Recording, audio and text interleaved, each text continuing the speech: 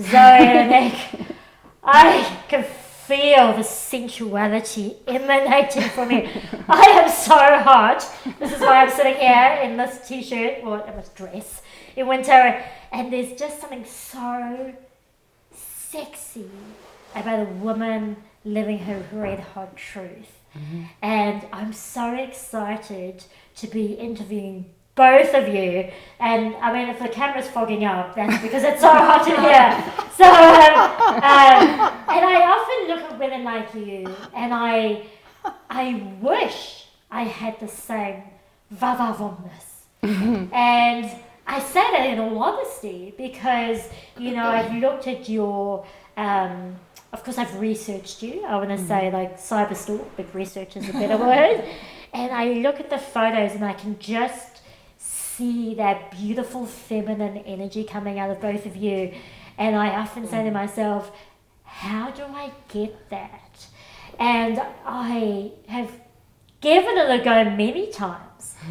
But then my programming just kicks in, like straight away. And I'm just like, oh, you know, whatever the programming is, you know, that negative self-talk comes in. And so I'm very excited to be talking about this topic, masculinity, and I always say masculinity and I spell it wrong as well. I always say the masculinity and femininity, and I want to look at it in many different angles today. And what I really love is that both of you come from it at a different angle, which is really exciting. So,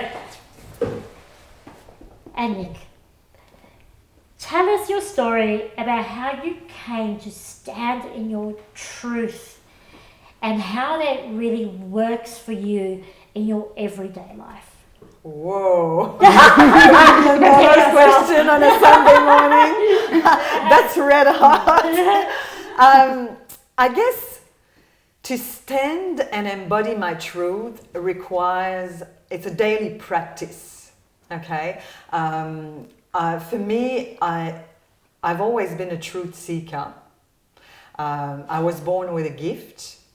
When I was a little girl, I could see spirits. I could see angels. I could talk with upstairs with whatever you want to call it, the universe. Can you still do that now? Yeah. Oh, Yes. So I'm a channel. Like I receive information. Yeah. And that gift has been suppressed and not embraced when I was little. I didn't grow up in an environment that actually, they were rather threatened by that sort of gift. And it happens a lot. You see that quite a lot. So for me to embrace my truth, I need to meditate. I need to dance. Oh. And one of my greatest gifts that I was born with is my voice. So I sing and I speak, and through the sound, the frequency that comes through me, that actually heals me, and it opens the heart of other human beings. It expands them, it opens them. What I've found is I've really lost touch with my body. You know, when I look at you guys, and I can see you just hold yourself in this vavavoom way. And when I was younger, I used to love flirting. Like, I loved it, right? It was such a sport, and that's how I captured my husband. But now I just feel awkward. I don't know what to do. If someone looks at me, I'm like, oh my God, man or woman? Like, I just feel flustered. And I really miss it. I miss it. I miss having sex and really feeling it, like really feeling it. And I wonder, Zoe, you know, from your experience and from everything that you've gone through, because you've gone through a lot, how do you can keep connected with your body? Oh. That's a juicy question, right? It is a very juicy question. It was almost the trauma, the adversity, the suffering was an invitation. Even though I felt in such a state of numbness, the only place to go from numbness was into surrendering deeper within myself, to be led upon this path to knowing myself, to I guess when you're a place of numbness and you feel very lost and you're basically going from one thing to the next, and it's this catalyst that grows from a lot of disempowerment to then realizing the perfect thing, like disempowerment then became the contrast to empowerment, that the numbness then became the catalyst to then find freedom within myself and my own sensuality. And the beautiful aspect you talked about, you know, when you were a little girl and you were, I feel now like I'm back to how I was when I was 3. I was curious, I was playful, I was, I'm getting so I was very sexual. I was exciting, but how? Like, it sounds delicious. Like, I think the women in the audience are like, that sounds orgasmic, right? And I'm like, how did you do that? And like, so okay, one of the main things I learned how to do was juice my mind, i.e. with the practice of meditation, where you talked about, you mentioned about being very stuck in your head during intimacy, and you're stuck in, I need to do this, what is he thinking of me, what is my face doing when I'm orgasming, all those different things that go on in our head when we're in the bedroom, or maybe when we're in the boardroom, how people looking at us. So it took me from being very stuck in my past, very stuck in my story, where now the story will keep me stuck. So I'm constantly reinventing myself to the story for me is in the now moment. Now the now moment, the juiciness of the now moment for everyone that's listening is on the right-hand side of your brain. And that's like the creative, the imagination. It's also the untamed, the wild, the aspect that cannot be controlled. And I feel that's, when you're going into that place of deep surrender, and you're really tapping into your vulnerability, and many people, especially women, have been told you can't do that, it's not appropriate to do that, you can't let loose in that way. So we're constantly feeling that we're having to control or to do things to keep somebody else happy. And it's freedom to let yourself off the hook, because sensuality, I feel sensuality is a wholeness. It's who we are. We came into this world in our most sensual, most potent, most naked, most raw, without having to be or do anything. We were simply there in our full essence. I love that. Because the one trigger that comes up for me here is that word vulnerability. The minute you said that, I was like,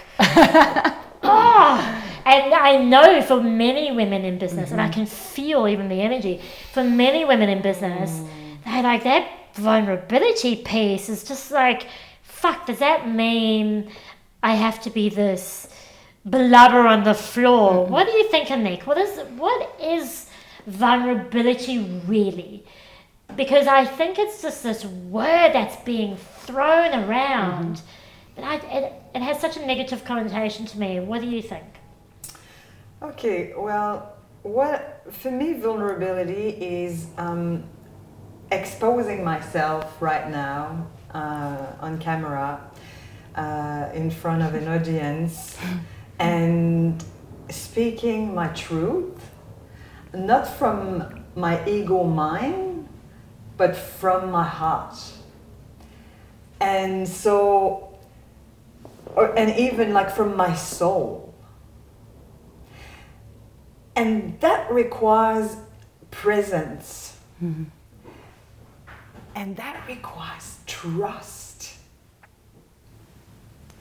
And that requires not having any agenda to try to impress or try to prove a point, or it's simply in sharing my humble story or my feelings and my intelligence, my wisdom, my knowledge as well. And my power. Power is vulnerable because it's going to be judged and evaluated and criticized. And when I expose myself, not everybody's gonna agree with what I'm saying. Not everybody is gonna support me in shining my light and in speaking my truth. And it's tender. I love that tenderness, you know, because like I'm such a, people meet me and they think I'm a hard nut, you know, like driven, and of course I'm, you know, but you know, but they really, you know, you so got it together, and you know, when you're driving all the time, that tenderness, I feel I've lost that. Like how do I get that tenderness back? Because I know. I don't know if the audience feels the same, but I know that I know who I am, and I know sort of where I want to be. But that tenderness, what do you think, Zoe? It's like even the vulnerability as well. Can I talk a little bit? Yeah, please, go all in it. Yeah. So the vulnerability is, again, taking yourself off the hook, that you don't have to have it all sorted out. To remember your playfulness, your curiosity, if you put yourself in a situation like this, like Anick was saying, and you know, you're leaping into the unknown, it's the unknown. And for all of us, we have these two beautiful wings on our back, which is freedom, which are faith and trust. And the more and more we can fearlessly leap as if what we did when we were children, before we were worried about what people thought outside of ourselves, then the more and more we start opening this up, this rawness, this vulnerability. And for the women, listening to a man opening up his raw vulnerability is sexy. It's like what every woman desires. They want to see that. And for a man to open up in that, we need to hold the space. We need to be the ones that are in our presence, but also willing to allow the messiness, allow the realness of who we are without it having to look a certain way. And the more and more we soften into like the action, I love the whole action, and that's the masculine. And as I find as a manifesting generator, I'm very much like this rocket ship of in action, and my most powerful tool is to be in a place of softness and stillness. One thing that really comes up in the corporate and business world is the masculine and feminine is really prominent at the moment, you know, and yet I still feel there's a real misconception around masculine and feminine because it's labeled male and female. Is that the case? Is the masculine male, and what is male anyway? So what I'm really asking is, what's the feminine energy and what are the masculine energies? The mother is the nurturer. The feminine energy is the receiver, is the energy that is a magnet. It doesn't have to make a lot of noise or take a lot of space. The feminine is the trust, is the love, is the nourishment, is the softness, is the tenderness, is the receiver, is the receiver. The feminine receives. So Zoe, what's your opinion on this? I'm going to say a statement now, and then I'm going to explain what that means. So the masculine is here to serve the feminine. Now I feel this has been misunderstood in society, and we do have, I'm going to go into that a little bit, we do have the way that has been perceived in the corporate world is many women feeling that because of the environment they have to be like men, and they have to be very controlling, and they have to be. And when I'm talking about we're now in this feminine era of consciousness, so The feminine is the creative, it's the imagination. No matter what your biology, we all have these forces flowing within us. So the feminine is the magnetic, like that, oh, I feel that, or you feel drawn to someone. That's the magnetism, the auric field. And then the electric is the masculine. So the masculine is the doing, the action. So when we talk about the masculine here to serve the feminine is the limitlessness, the juiciness, the source of all thought. That's what we want to tap into, because that's where creativity is birthed from. That's when your unique soul essence comes from. Then that needs to be brought into action, to then being brought into manifestation within the physical world. So then the masculine then brings that into action. So Anick touched on it with the energies. So you've got these, and like now what I'm feeling is this beautiful embodiment of both of them, and even having to pause when Anick is speaking, it's beautiful because it's like, I get to soften into the feminine. Yeah, so what I really want to get to here, I think for the audience, is how do we stand firmly in our feminine power, and and how do we strike that beautiful balance?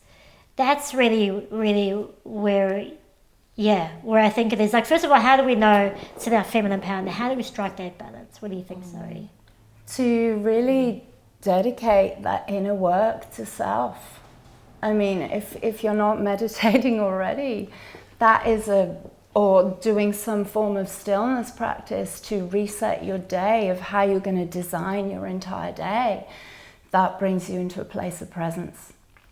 When you're in a place of presence, then you're able to be in your body and connect with another person without being stuck in your head. Then you're able to reveal the essence of who you are. It's about learning how to navigate those emotions, those feelings within, because it can feel like a tsunami in there sometimes, and then knowing how to release that, how to release the lid off the pressure cooker. So we're constantly navigating a way for ourselves to come into balance.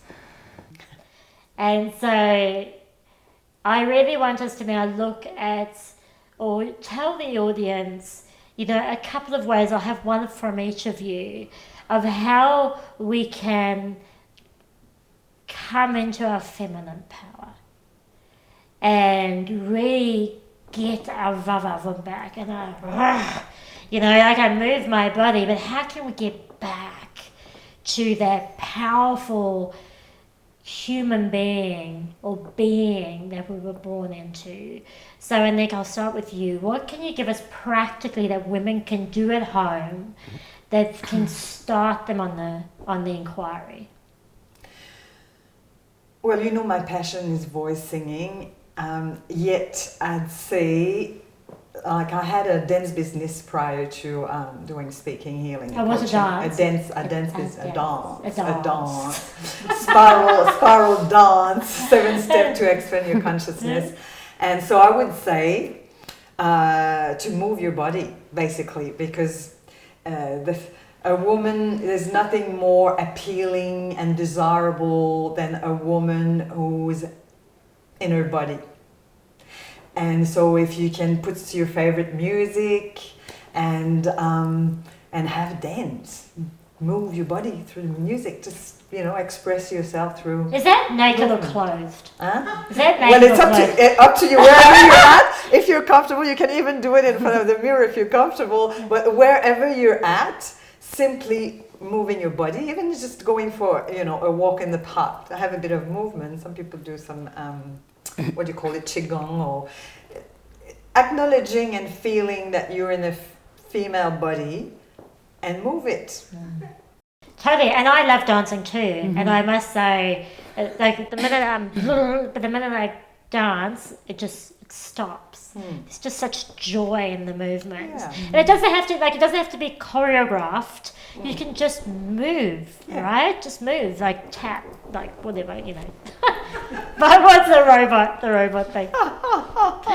Zoe, I can feel your energy. So I can ask. Go ahead, please tell us. Okay, I'm going to give you a juicy one. Okay. So a beautiful way is to honor you as a feminine. Go out, buy yourself some roses, go home. You're not going to put them in a vase. And you're going to, and this isn't a time and space where you have time for you. Kids aren't there, husband's not there, partner's there. This is you. And you're going to find some nice music, maybe light some candles, put them in the room, and get the petals and put them all over the bed. And this is not about, it doesn't need to be masturbation, doesn't need to be that. What you're doing is you're lightly touching. Many people have never touched their arms. They've gone straight for the magic button and for the relief. But that is not truly honoring yourself. And, you know, give yourself permission to just that simple exhaling through an open mouth, giving yourself permission, yes, with the voice to express, and if that's moaning, and just allowing yourself to give yourself permission just to, how's my body feeling, like tuning into your body, touching your body. You know, this is your kingdom, and we need to start honoring that. And it's not just there for your partner's pleasure, it's your pleasure. It's amazing that you said that, because I've heard that a little while ago, and every now and then when I'm just frantic, I sit there and I literally just touch my forearm. I just like touch with my, I'm like, oh, that's what I feel like, you know. And so it's really interesting. Like, how often do we just touch ourselves? And it's, you know, and of course what really comes up for me there is that's weird. You know, all that programming's coming up, you know, with like that masturbation thing. It's like, oh my God, you know, it's the only dirty girls get that shit. Yeah, and I don't even know where that fucking shit comes from. Yeah, but I don't ever recall being told that, but that's what comes up for me, right? So thank you for those two strategies, because of those, or pearls of wisdom rather, because I think it's really nice to get the women started. So now we come to the fun part of the interview, which I really love, because Anick, you said you have a gift of healing with your voice, and I just wanted to share that with the audience, because it's such a powerful instrument. So guys, if you can either sit there, but is it better for them to close their eyes, do you think? If you want to close your eyes, you're welcome to. Close your eyes. And Anick's going to sing us a beautiful song. And what's the intention to invite us back? I don't know if it'll be beautiful. Well, let's label it. I like it. So what's the intention? The intention is then to just connect back with ourselves. Okay, just to give you a little, because the left brain loves to understand. Basically, it's not a song that you learn in a book or a known song. The song that's going to come is coming through me, and it's not in a specific language like German, English, French, Mandarin. It's in a language that comes from the heart. And some people call it a light language. It might be in a language that you know, I don't know. But basically, the sound that's going to come through, the song that's going to come through, is to help you to relax, open your heart, and to connect with your true self.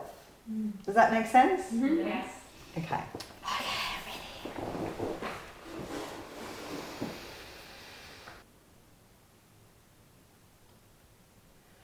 Nameo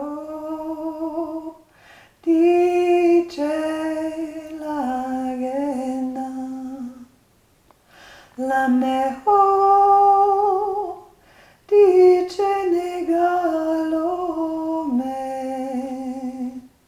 La Nutega Dinomine Hilo Aku te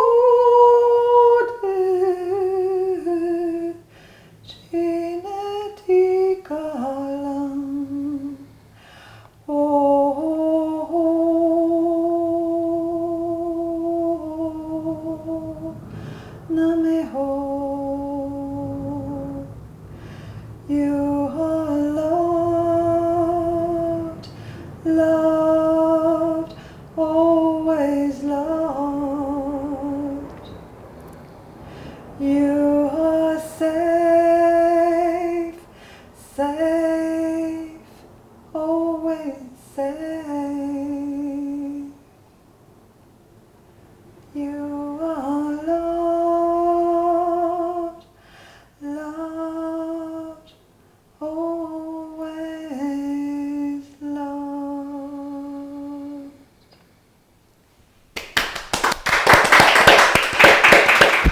I don't know if it's appropriate to clap at this moment, but I was like, it was beautiful. That was beautiful. Thank you.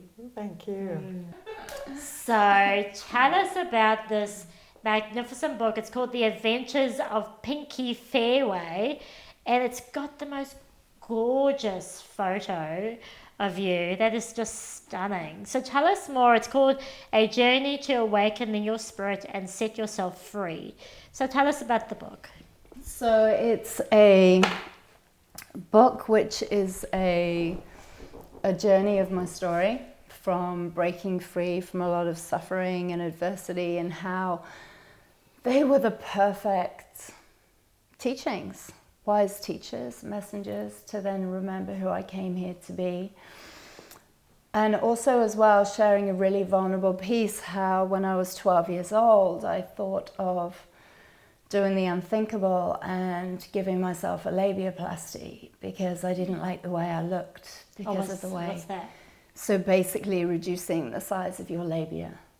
Ah. Yeah, which is actually one of the biggest operations and the highest claimed Medicare operation that women are going and having I'm done. sorry to be naive in this. Your That's labia is okay. your So vagina lips. You've got your vagina, which is inside, and then that's why the word yoni came from, because the yoni encompasses everything. So inner, outer lips. I'll keep it very simple. Oh, okay. Obviously the clitoris and things like that. So it encompasses the whole sacred kingdom that we have.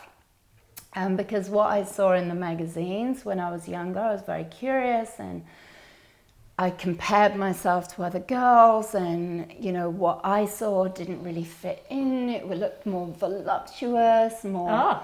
So because I'm talking about something that is so vulnerable, so as soon as you say the word pussy or that, people go, oh. So that's where the word Pinky Fairway came from, because it is sharing a really vulnerable aspect. So we used to play this little game when we were younger, and this is for everyone can play this game. It was like, what was your first pet when you grew up? And it's like your imaginary porn name. I've never done Yes, porn. I've played that game. Right? So Pinky was my guinea pig. Yeah. And I lived on a street called Fairway. So I just thought, because it's opening people up to something that's very vulnerable, that people automatically go, oh, I'm not going to look down there. I needed to be done in a very playful way, which is quite relevant because I'm quite pinky. Okay. So yeah, but anyway, so I embody that. But the beautiful journey is it's about empowerment as a woman, and really honoring your body, honoring your no, and also your yes. Now, this was written 3 years ago, so it's published 3 years ago, so I've gone on and written another 2 books since that, one of them on erotica, but this is being rewritten. Okay. So into a trilogy, which will be, don't get shocked by this word, because it actually means goddess and a woman that you revere and you bow down to in honor, but it's going to be called the Free Cunty Code, which is basically. I was like waiting for the word. I was like, but so Cunty is the goddess. I can see. She's the goddess, but the word. I'm going to say the word. So the word. Oh, she likes it. She's like, I'm here. She loves it. She's ready to roll over. So the word. I'm just going to say it. So the word cunt has been used in such a derogatory word towards women. But actually, it's the highest of honor you can get called. It's a woman that you will bow down to in deep reverence and honor. So I'm very proud to call myself. So the middle book of the trilogy, which is almost like the meat within the sandwich, it's going and playing on a little bit, some playful tones there, is actually called The Empowered Cunty. So it's empowering women to embrace their essence, embrace their body, and because everything has been over-sexualized. So the first part is about breaking free from adversity, because my soul was suffocating. And then the final part is about soul codes, so teaching people or guiding them what they can do, so we remember what our mission is here, because we all have a divine mission. So yeah, that's basically it's Amazing. a big book. It's a big book. It sounds big, and what really comes out from me, from both of you, is that really the experiences we've gone through were the greatest lessons to bring us back to ourselves. And they really are, whether we label it adversity or trauma or whatever it has guided us back to where we're meant to be. And so I really, really love that.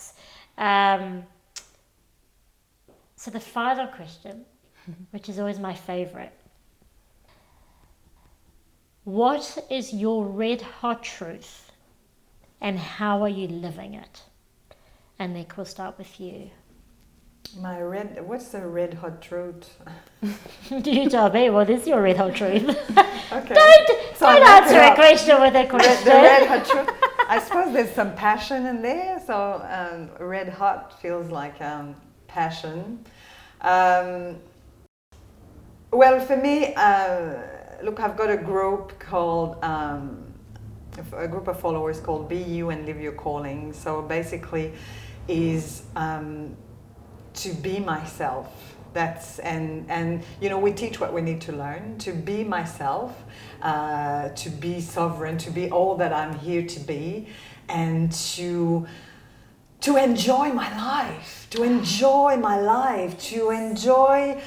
being myself, to enjoy knowing myself and being myself, and to keep softening and keep opening, and to love, My passion, my red hot truth is, I know to be true that we are and I am here to love and be loved. I love that. The one thing that really resonated with me there was to enjoy my life. To enjoy it. Right? So often it's a fucking struggle. It's just fucking enjoy it, right? Yeah. Thank you. I feel it. Yeah. Zoe, what's your red hot truth and how are you living it? To juice the fuck out of every moment. Oh. To keep it. like to keep letting go of what no longer serves me in each and every moment, to keep dropping more and more into not knowing and rocking up and being it, and knowing that who I was yesterday is not who I am when I wake up the next day, and I feel as an empty vessel. And it's quite interesting talking about that because So to be an empty vessel, to be this and allow this to be more, to serve and to be my expression, however that comes out in every other moment, and to be totally unapologetic, and I feel that gives other people permission. And to have fun, like life can be gone like that. And I know. on to the next adventure. So That I know to be true. yeah, it's like keep letting go, to be as light as I can be, to be as free as I can be, and keep saying yes. Yeah, that's it. I love that. And I think we've spoken about something that in a way that I think doesn't often get discussed. And I've really enjoyed that. And some women, it's everything. Some will get it and some won't, and that's okay. But it's been such a heart-centered discussion and such a feminine discussion. And so I really want to thank you for sharing your vulnerability and sharing yourself and just showing us what it is like to live in that beautiful feminine space. And thank you for the work that you do, and it's been such a pleasure interviewing you, even though this room is getting colder and colder. That sensuality's left my body. So thank you so much, guys. Thank you. Thank you. Hello, fabulous woman on fire. I trust that this interview helped you get closer to your red hot truth. So give it a thumbs up. Remember to subscribe. Thank you for supporting the Red Hot Truth, and we'll see you next time.